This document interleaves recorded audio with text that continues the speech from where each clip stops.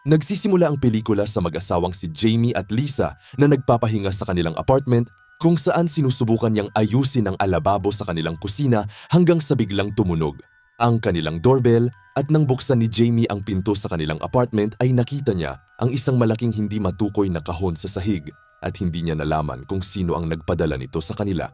At dahil sa kuryosidad ay binuksan nila ang regalo at nakita nila na ito ay isang lalaking ventriloquist na manika na nakasuot ng tuxedo. Subalit sa tingin ni Lisa ay isa lamang itong biro na marahil may nagpadala lang sa kanila sa isa nilang mga kaibigan. At dahil roon ay ikwento niya ang isang lumang urban legend sa kanilang bayan tungkol sa nagngangalang Mary Shaw, isang nakakatakot na babae na maraming manika. At nang lumabas si Jamie upang bumili ng kanilang hapunan sa restaurant, ay naiwan si Lisa kasama ang isang creepy na manika. At nang inilagay na niya ang manika sa kanilang kama, ay agaran na niya itong tinakpan ng kumot at makaraan ng ilang saglit ay nagsimula nang mangyari ang mga kakaibang bagay sa paligid ng kanilang apartment kung saan nagpatay-sindi ang mga ilaw at hindi gumagana ng maayos ang kanilang mga appliances. Hanggang sa napansin ni Lisa na sumipol ang kanilang takure sa kanilang kalan kahit hindi naman niya ito pinapainit hanggang sa narinig niya ang mahinang tunog ng isang bata na tumatawa mula sa kwarto kung saan inilagay ang manika. At nang bumalik siya sa kwarto, ay nakita niya pa rin ang inilagay niyang manika na nakatalukbong ng kumot. At nang lumapit si Lisa sa kama upang tanggalin ang kumot, ay laking gulat nito nang biglang lumipad ang manika papunta sa kanya at pumulupot sa kanyang mukha, kung saan may isang hindi nakikitang puwersa ang humampas sa kanya sa pader habang sumusuka siya ng dugo mula sa kanyang bibig. Hanggang sa hinila na naman siya pabalik sa kanilang kwarto kung nasaan ang manika at nang bumalik na si Jamie sa kanilang apartment. Dala ang pagkain at isang rosas ay nakita nito ang takuri na kumukulo na ng husto sa kalan. Kaya't nagmadali niyang inahon ito at tinawag ang kanyang asawa dahil sa pag-aakalang nakalimutan niya itong tanggalin sa kalan. Hanggang sa may isang mahinang boses ang nagsasabing nasa kwarto si Lisa at pagdating niya roon ay nagtaka ito dahil sa kadiliman ng kwarto hanggang sa nadulas ito sa isinukang dugo ng kanyang asawa.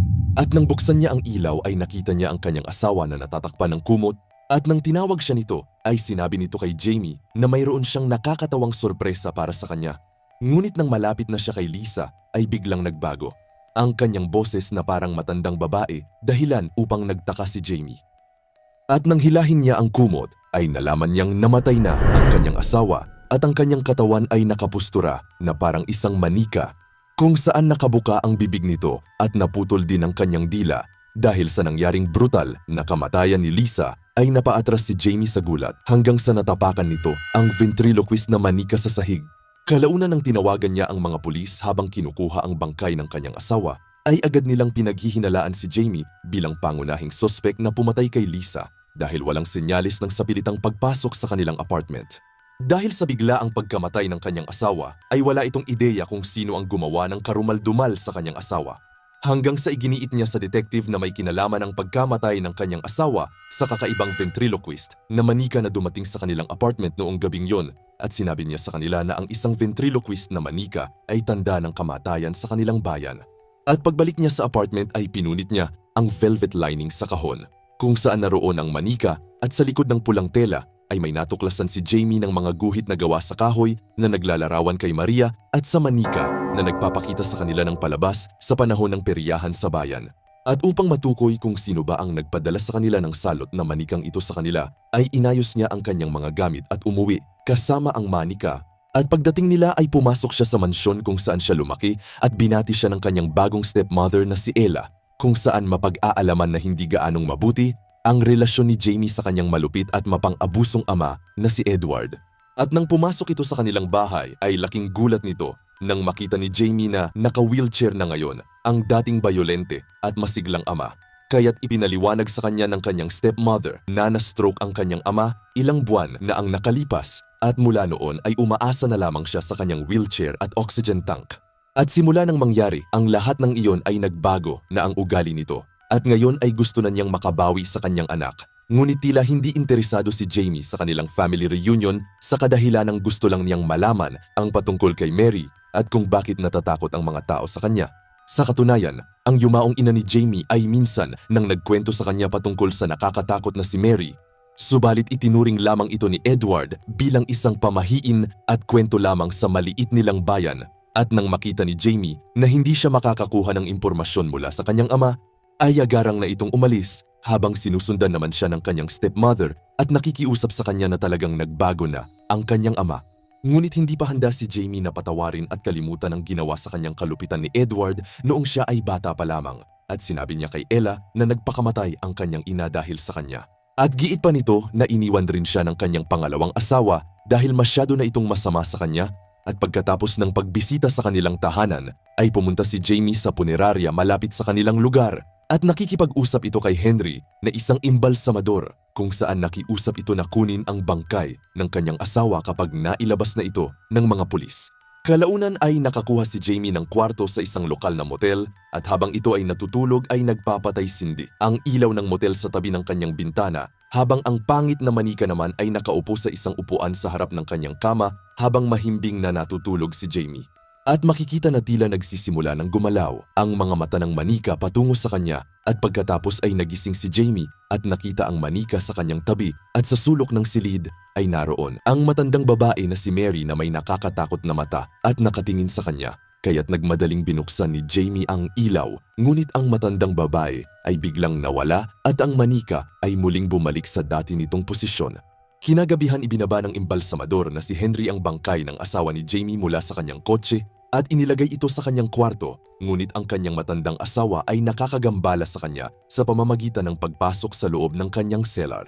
Dahil roon ay hinikayat niya itong lumabas, ngunit bumubulong ito at sinasabing, "Hindi niya ako makikita sa loob ng cellar." At pagkatapos niyang ihatid siya sa kanyang silid, ay itinuloy na ni Henry ang pag-imbalsamo sa asawa ni Jamie.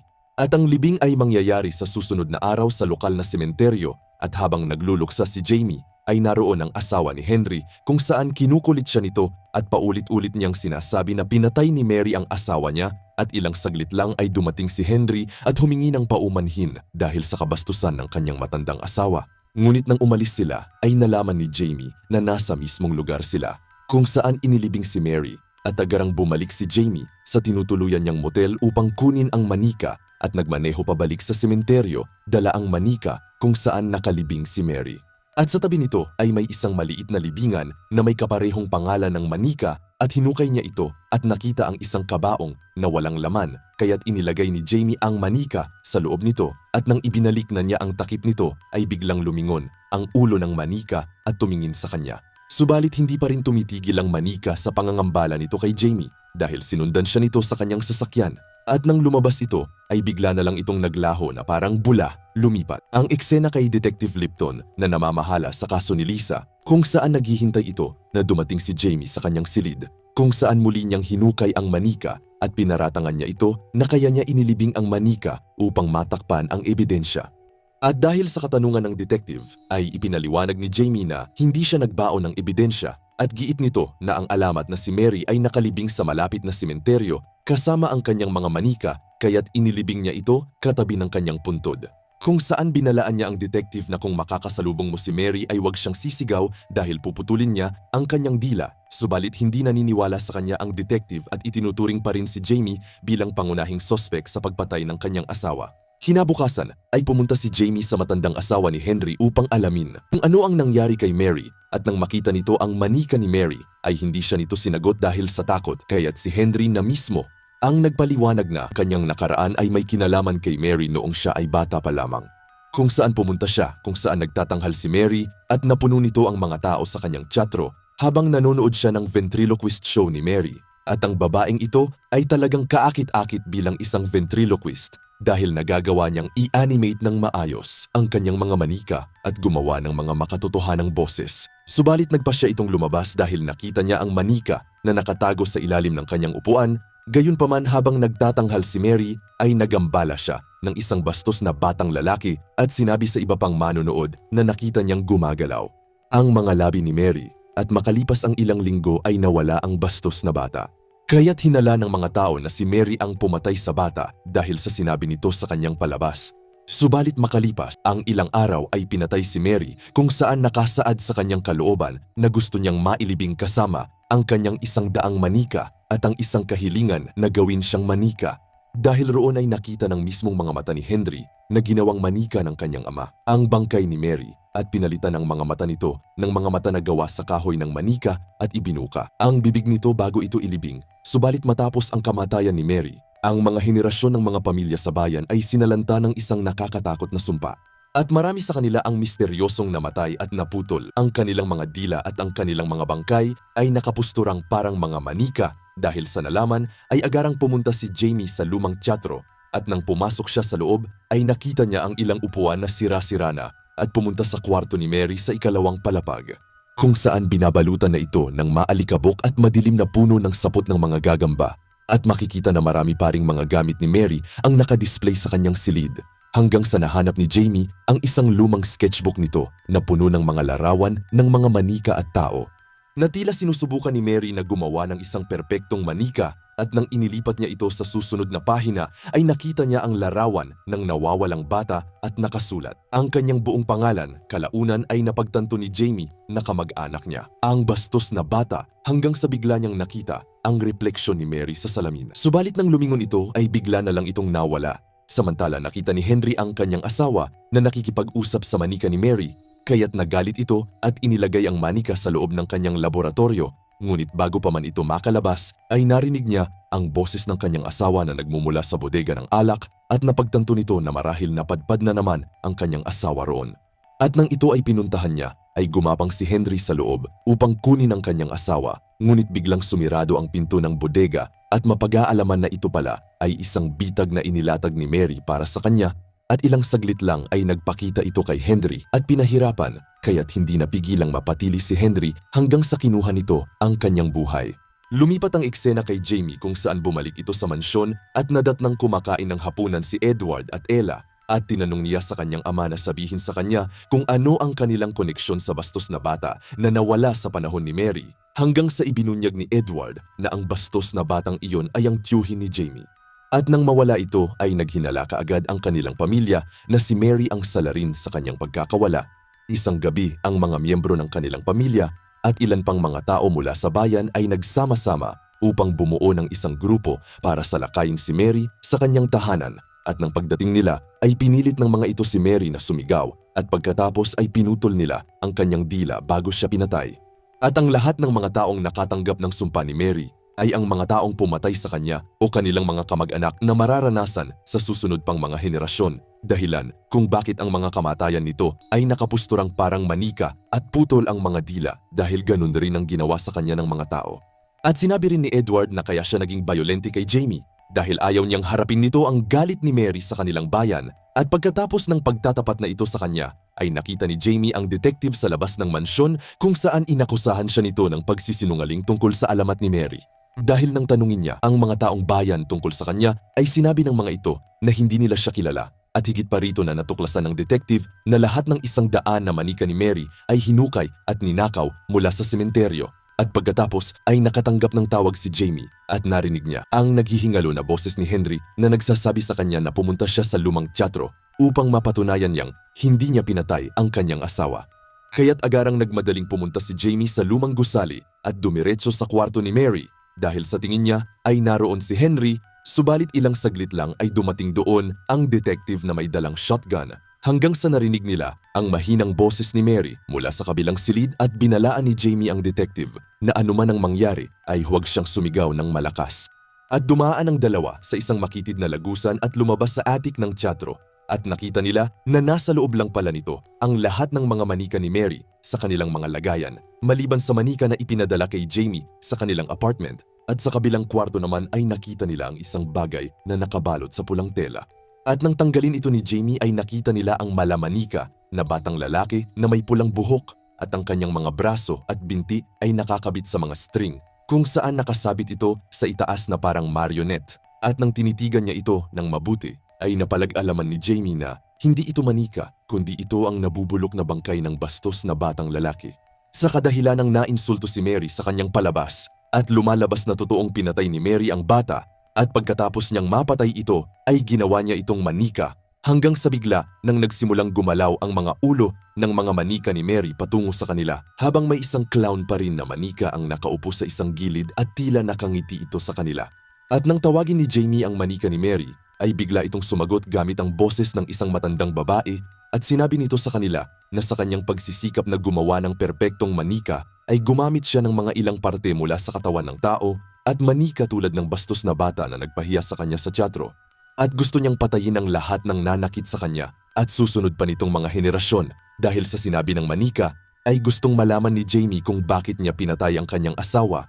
Kaya't inanyayahan siya nito na lumapit at sinabi sa kanya na buntis ang kanyang asawa at sa pamamagitan ng pagpatay sa kanya at sa sanggol ay tinapos na ni Mary ang linya ng mga ninuno ng bastos na bata. Hanggang sa inilabas na nito ang kanyang mahabang dila at dinilaan ang mukha ni Jamie, dahilan upang mapatakbo ito palayo sa mabahong manikang ito at napaurong siya sa takot kaya't agarang binaril ng detective ang clown na manika, subalit patuloy lamang ang pagpoposes ni Mary sa kanyang mga manika. Kaya't sinunog nila ang mga manika ni Mary upang mapahina nila ito at sabay nang lumabas sa teatro. Ngunit habang sila ay tumatakas, ay biglang bumagsak ang tulay dahilan upang mapasigaw ang detective at agad siyang pinatay ni Mary, habang nagawa naman ni Jamie na lumangoy upang iligtas ang sarili at makapasok sa kanyang sasakyan. Ngunit napagtanto niya na may natitira pang isang manika ni Mary, kaya't pumunta siya sa bahay ni Henry at nakita niya ang asawa nito na hawak ang kanyang bangkay. At sinabi sa kanya na nakita niyang kinuha ni Edward ang manika at sabay umalis. Dahil sa nalaman, ay pumunta si Jamie sa mansyon upang hanapin ang kanyang ama. Subalit natagpuan niya ang manika sa isang silid, kaya't agaran niyang binuksan ang mga ilaw at pagkatapos ay nakita niya ang kanyang ama na nakaupo sa isang sulok at nang hawakan niya ito ay bigla natumba ang kanyang ama at nakita ang buong likod ng kanyang katawan na may butas at isang kahoy na patpat na nakahawak sa katawan nito. At lumalabas na si Ella ang perpektong manika na ginawa ni Mary kung saan ginawa niya itong tunay na tao. Subalit manika talaga ang kumukontrol rito at si Mary at ginagamit niya ito upang makabawi hanggang sa napangasawa nito si Edward at pagkatapos ay pinatay niya ito. At ngayon ay ginamit niya ang katawan ni Edward bilang puppet upang makuha si Jamie at patayin ang huling miyembro ng kanyang pamilya. At sa pagtatapos ng pelikula ay muling ikwenento ni Jamie ang tungkol kay Mary at ang mga larawan sa pasilyo ng mansyon at nagpapakita na pinatay ni Mary ang lahat ng miyembro ng pamilya at ginawa silang mga manika. At sa wakas ay nakumpleto na ni Mary ang kanyang ilang dekadang paghihiganti sa mga taong kumitil ng kanyang buhay. Nagustuhan niyo ba ang ating Tagalog movie recap? Kung ganun ay huwag niyo namang kalimutang mag-like, share and subscribe para sa susunod pa nating mga videos. Maraming salamat sa panonood. God bless.